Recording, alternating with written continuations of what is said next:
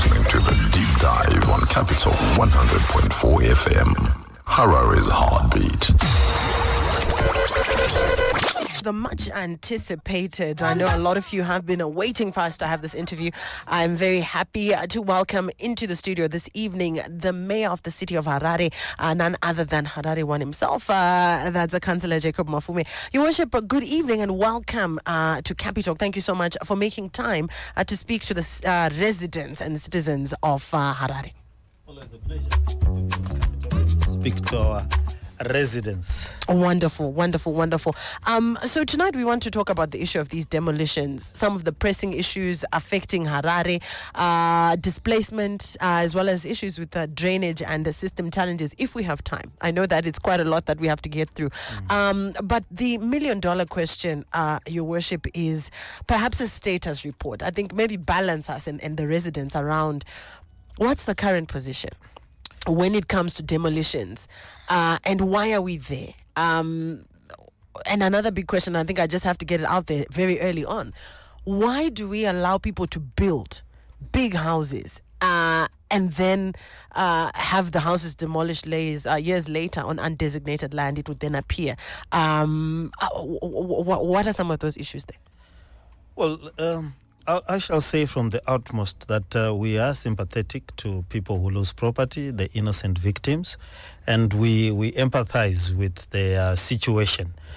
Some of the people are genuine victims of both maybe the inattention of council and the scams of what people are calling land barons, but basically they are the land thieves and not land barons. Land barons is something else, as you know.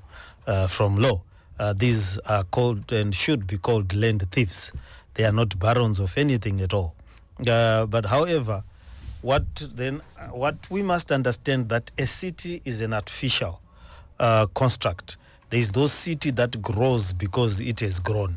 A city is about as artificial as anything. You decide where there should be a clinic, where there should be a road, where there should be houses, where there should be a bar, where there should be a church, and so forth and so forth. So the biggest element of any city is development control. We need to be able to follow a plan, a master plan, and a plan for the area, and that plan has the force of law. Now, if you allow a city to grow without those conditions, then you have problems. Some of our problems are contextual. You remember during the time of Chombo and Kasukuere, we had a flood of cooperatives which took a bit of land. Then after that, we had a period where people were settled as cooperatives and then unplanned with no services whatsoever. And then that behavior was then mimicked by society in Harare. And Harare has been hard hit. You don't find such behavior in other cities like Bulawayo, like Mutare. People don't see an open space and think they are David Livingstone, who have discovered a new piece of land. So Harare was hard hit. So people then began building without plans. Or if they had the plans, there were people who built. Then other people came in to build in areas that had been left out for schools, for clinics, and other social amenities, roads, drainage, and many other designs. And some would build in wetlands where they are not supposed to build at all, and they face floods, they drown, and so forth and so forth. So we had that. So why then act late? You must remember that we had elections just recently.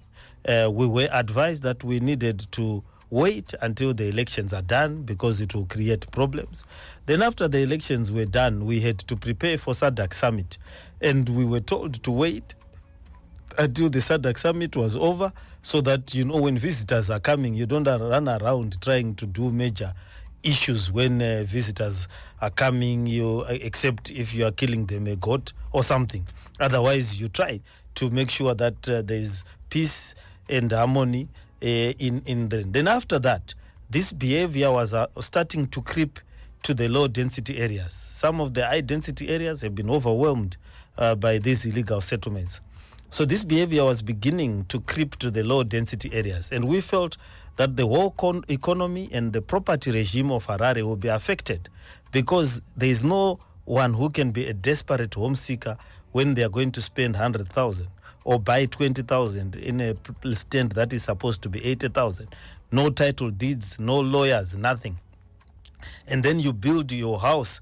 You have not taken your plan to the city council, no inspections, no ZESA, nothing. You build from the bottom up to the ground without following any law whatsoever. And the other challenge we are having, Rombi, is that we now have over close to 100,000 houses that are... Let's talk about that a little bit. So is there 100,000 houses that are built on that are illegally constructed on the land that they sit on? Yes, it's a variety. Some of them are illegally constructed on the land that they sit on, and these houses have not formalized themselves with the city council at all. And the city council has 322,000 houses that we levy money from. So a third of the houses are not paying anything to council, yet they are using council services, and these people are saying they are staying in Harare. So the 300,000 people or 322,000 households, we have been increasing their rates every year for them to foot the bill. And if we are not careful, very soon we'll have a city that has more illegal dwellings than they are legal dwellings. And other cities in the world have experienced this phenomena where people have allowed the law not to be followed. I was in Cairo recently. There's an old Cairo and a new Cairo. The old Cairo had almost 18 million people that had just mushroomed. You can't move. If you want to move from the airport, you want to do this, you want to build anything, you couldn't. And what they've had to do is they have had to create a new Cairo in the desert. And they also have had to build highways on top of houses. They ended up just demolishing anything in the front of development.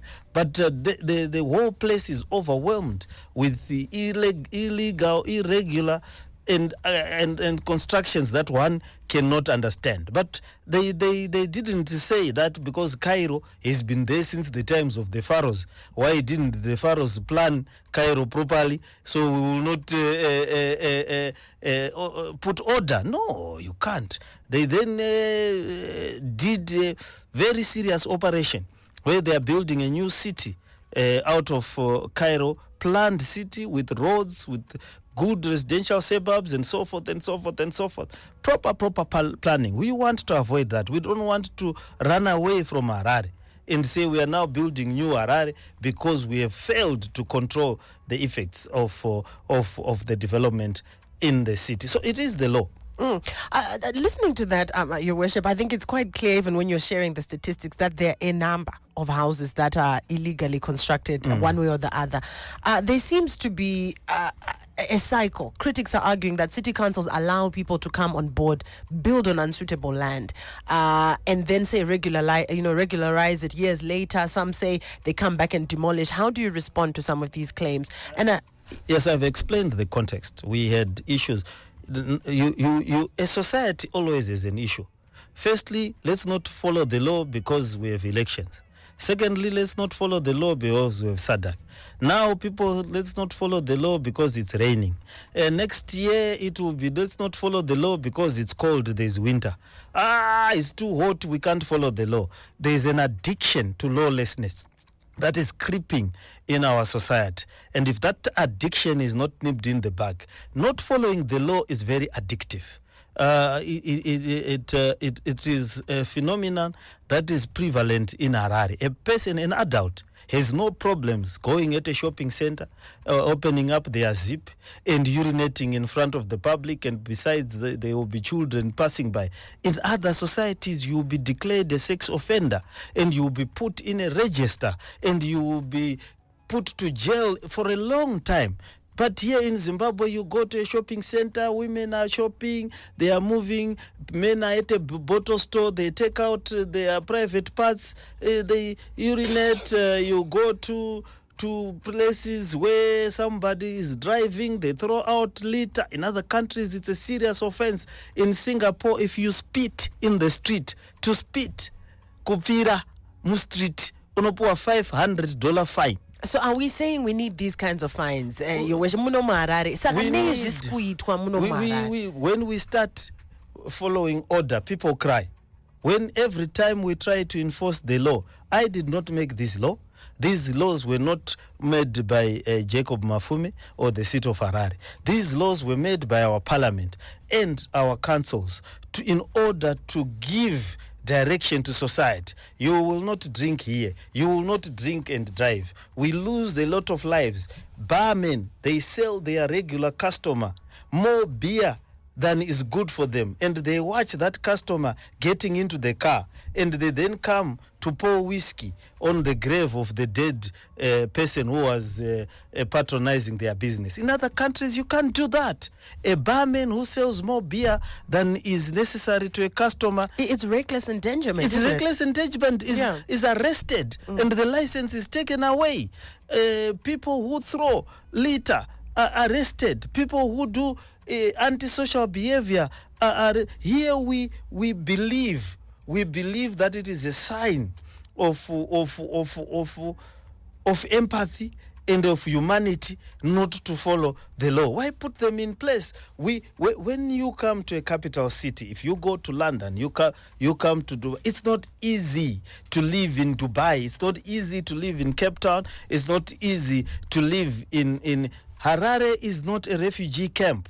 It's not a place where you come to hide and do whatever you want. It is a place of business. This is the capital city. This is the engine of our economy. It should be our example of how a city can be developed. And we cannot develop this city by breaking the rules that form the city. We cannot develop this city by being addicted to lawlessness. I don't understand it. I cannot rationalize it. And I don't understand. A city is as artificial an institution as it gets. And at some point, society, well, if society believes that people, someone builds at a school, even in a village, these things doesn't happen. When a village designates that these are pastures, these are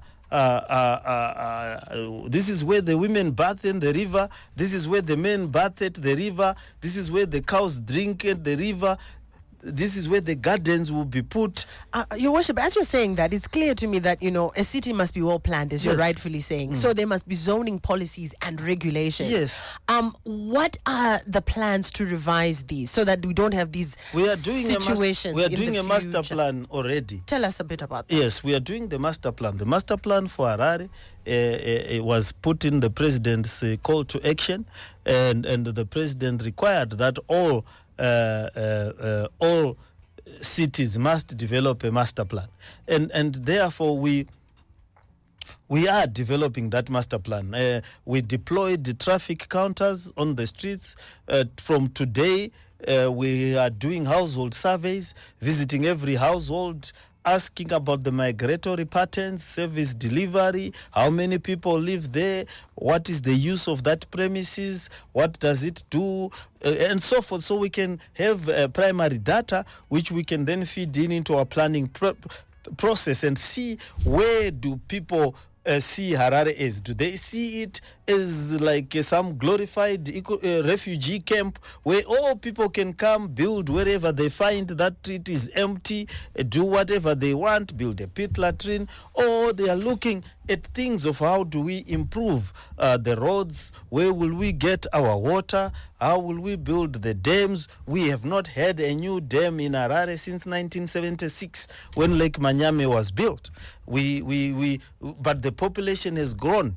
We have not built a new water plant since 1956 when Morton Jeffries built the Morton Jeffrey plant in Lake Chivero.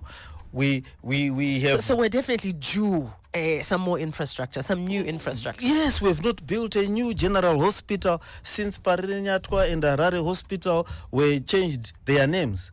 We have not built the infrastructure that we need to do. Harare is where the money is made. Everyone comes to make Harare to make money in Harare, the government and everybody else, individuals and so forth. But they are not taking care of the goose that lays the golden egg. And it is time that we start focusing on Harare and making sure that it is the metropolis that it ought to be. And once we take care of Harare, we take care of Zimbabwe. There seems to be a misunderstanding. Every city in every country in the world, some of them are driven by their capitals. Once you take care of your capital city, once it becomes a magnet of resources, both local and international, it creates the economies of scale which will enable other cities and the rest of the country to survive. So that is all I'm saying we need to focus on, to make sure that Harare is Harare, and that we place it. This is our diplomatic capital. When we are holding international conference, major events in Africa have been held here in Harare. Absolutely. And we cannot continue doing that if we keep Harare sliding backwards. This is a diplomatic capital. It's not only a capital city, it's the diplomatic capital of Africa, where a lot of decisions about Africa and I dare say the world have been made in Harare declarations, the NAM, South Africa, Mozambique, anything. Most of the things are done here in Harare. So it is only logical. It is only logical that we make sure that the city which makes our money, where it's not only international, even people, they've become somebody because they've come to Harare. Most people came to Harare with a briefcase, with a suitcase. But I want to come back to the issue around what's happening in real time, Your Worship. Yes. I totally understand and appreciate the aspirations for Harare. Yeah. In real time, there are people who, whether they were complicit or otherwise, are going to have their homes demolished. Yes. There are people who are going to suffer economic loss. Yes. What happens to them? Well, what we need to do is to create a platform. Okay, first of all, people must understand that buying property should not be the same way that you buy a goat or buy a cattle or something. When you are buying property, there are certain things that you have to check with your city council, with your district office.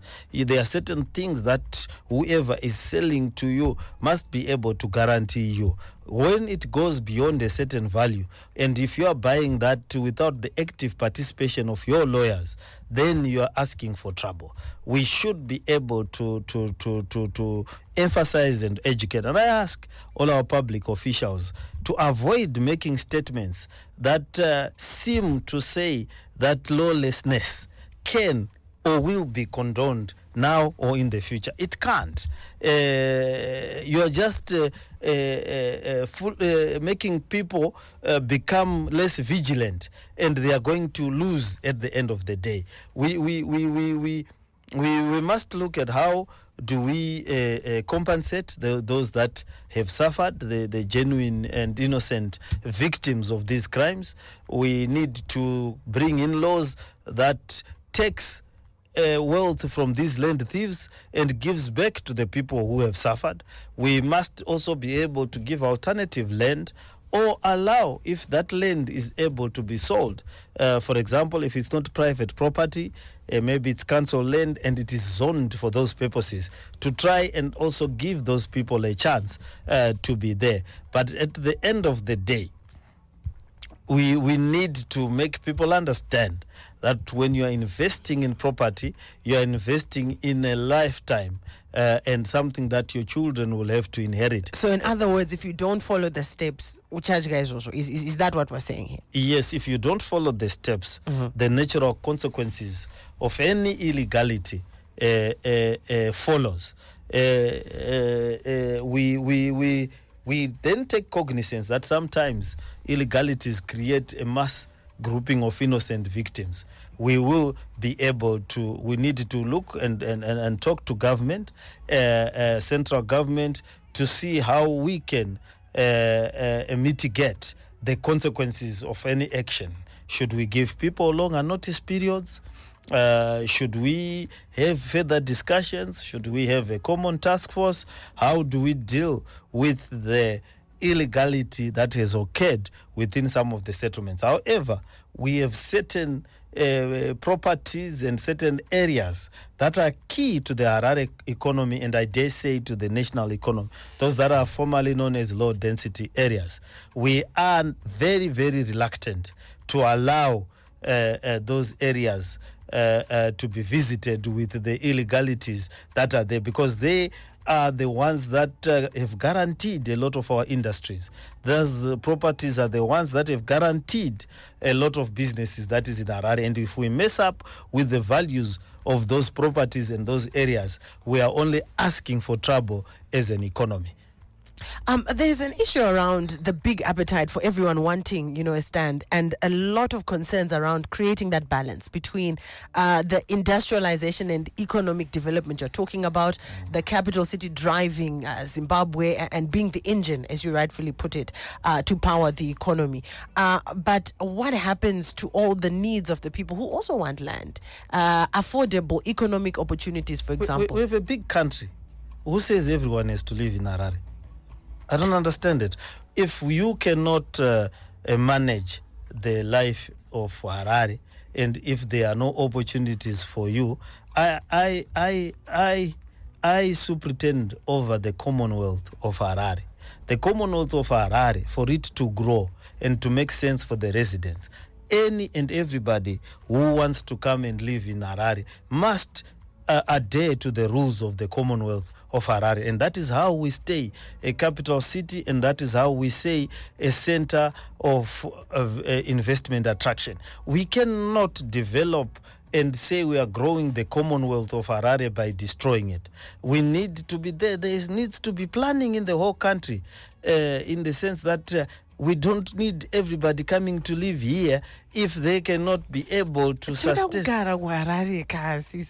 but how do you live in Harare and want to turn it into a refugee camp? What we need to understand is that the country is a big country. There's a lot of space, and of course there are a lot of opportunities in Harare. Yes, we have to provide low-cost housing for everyone else. We have to make sure, but we can't do that by turning Harare into a shanty town. I don't understand the logic, and I simply am failing to follow what we could benefit as Harare from chaos. We are already suffering.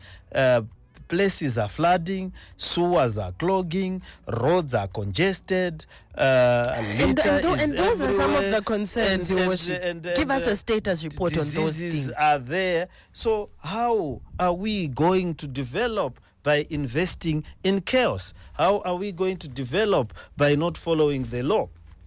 So as we come to the end, we fast run out of time. I'm seeing lots of messages coming in. A lot of the listeners, and I'll put them together, are saying we're talking about a lot of aspirations. We're talking about developing things. What is happening in the now? Another listener here wants to know whether it is not your sworn duty to ensure that every resident and citizen in Harare is accorded a decent stand or decent accommodation.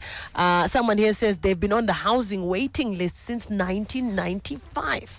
Another one says, I have a neighbor who wants to put an 85-unit 6-story building on 1 acre in a low-density area. This has apparently been approved. Why can't we as neighbors have a say, especially as our resources will be put under pressure? Some of those issues, I think, but the big issue here, someone says the problem is politics is overriding the law for support. They also talk about fuel stations. They talk about corruption, and that the city center is becoming a ghost area. And then lastly, the last issue here, 2025 is about 30 or so days away, 35, 38 days away, achieving world-class city status for our beautiful city, Your Worship. Are we there? Will we get there? We are. We look. The vision 2025 was done in 2012. What did the person who was sitting in 2012 want to see about Harare? And will they be able to see the things they needed to see in Harare? You must remember that in 2012 there was no Joiner City. It is there. In 2012 there was no new airport. We have a world-class airport. In 2012 there were not many shopping malls that we have. Now we do have them. In 2012 there were no various medical facilities that we currently have. They are there. And in 2022 2012, there was no same levy, there was no Westgate or some of these other new shopping complex. Now they are there. In 2012, there was no new parliament. Now it is there. So as we go to 2025, there are certain targets that we had and certain things that we ought to have looked at. And if somebody flies into Harare, lands at the airport of Harare, drives right round, goes to the new Miko's Hotel and does their business without visiting elsewhere, they will be able to say that they are in a world-class city. But there are certain things that we missed as targets as we were looking at Harare in 2012. I will dare say that let's travel in Africa and ask ourselves which city is closest to world-class city. And if I were to wake up somebody who died immediately after they had put the vision in 2012 and they come in 2025, would it connect? They will say, Mayor Mafume, you're a good mayor. We've come to the promised land indeed. As we close off, Honorable Mayor, a quick one on the issue, or I don't know how quickly you can respond to this one. People are saying, they agree with your views on lawlessness, but the big overarching issues around water, fixing toilets, they say it's the law and it's a human right. Can you assure the residents on this issue? I want to assure the residents that we are laying the foundation in the current budget and in the way forward. We are going to hit the ground running as far as water is concerned. We've got a number of solutions, new chemicals that we are going to be introduced. We are going to work with government to bring the Mche Karanwa pipeline to life, and also other facilities. But we are working on our water architecture to make sure that water is a pain point will become less of a pain point to the residents. And I want to assure residents that we are closer to the situation more than ever. We are also working, the biggest thing that affects our water, people will not believe it, is the energy situation. We are also working on tapping the solar energy to create a power station in Harare which can get to 100 or 200 megawatts so that we assist ZESA, or we work with ZESA to alleviate the power shortages. And this will greatly deal with our water shortages. And once we handle the water, we deal with our sewer issue. Our liquid waste is based on water. It needs water to flow and able to carry our waste away from where we stay. So these are things that if people work with us in enforcing the law, people understand us as we say the law is paramount, and we remove our addiction to lawlessness, which is almost similar to a drug addiction, and we go into rehab as a nation and return to the ways of the law, we'll get to the promised land sooner. Wonderful stuff. Thank you so much to my guest this evening, who is the Honorable Mayor of the city of Harare, as we were looking at the issue on demolitions. So they will continue lawfully and the orders will be enforced. Yes, for now, we had discussions with government, so there's a moratorium on some of the demolitions, but some of the work that we need to do in the area of development control will continue. It is the reason why we are there as a city council. The only reason we are there is to enforce development control. Once we fail to enforce development control, then we no longer exist or have a need to exist as a city. Wonderful. Thank you so much for your time. I was speaking there to the mayor of the city of Harare, that's Councillor Jacob Mafume. Thank you so much for coming in, and we look forward to speaking to you once more about issues to do with the development of our beautiful city. Thank you so much. Thank you. Now, with that, the time is exactly 7 o'clock. It's time for the news. You're listening to the Deep Dive on Capitalk 100.4 FM. Harare's heartbeat.